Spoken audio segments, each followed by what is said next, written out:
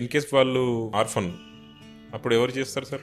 చూడండి, ఆర్ఫన్స్లో ఏంటి అవుతుందంటే ఆర్ఫనేజ్ ఉంటుంది. ప్రతి డిస్ట్రిక్ట్లోని డిస్ట్రిక్ట్ కలెక్టర్ అండర్లోని ఎన్జిఓస్ ఉంటాయి. వాళ్ళు రికగ్నైజ్ చేస్తారు.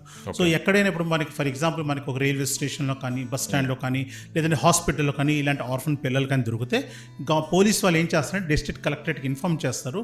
వాళ్ళు ఆ ఏరియాలో ఉన్న ఒక ఎన్జిఓకి కోర్ట్ ఆర్డర్ పాస్ చేస్తారు, మీరు ఈ పిల్లల్ని తీసుకుని మీరు పెంచాలి అనేసి. వాళ్ళు పెంచుతారు. పెంచిన తర్వాత ఏంటవుతుందంటే నేషనల్ రిజిస్ట్రీ ఆఫ్ అడాప్షన్స్ అనేసి ఉంటుంది.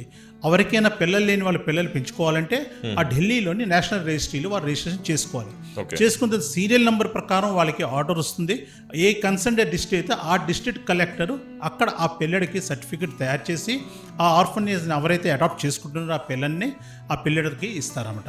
ఇటువంటి విషయాలని ఏంటవుతుందంటే బర్త్ సర్టిఫికేట్ ప్రాబ్లం అవుతుంది. సో బర్త్ సర్టిఫికేట్ కూడా ఏంటంటే డిస్ట్రిక్ట్ కలెక్టర్ ఆర్డర్ చేస్తాడు. డిస్ట్రిక్ట్ హెల్త్ ఆఫీసర్ మీద మెడికల్ ఎగ్జామినేషన్ చేసి అప్రాక్సిమేట్ ఏజ్ ఎంత ఉంటుంది అనేది కన్సిడర్ చేసి ఒక బర్త్ సర్టిఫికేట్ కూడా ఇష్యూ చేస్తారు.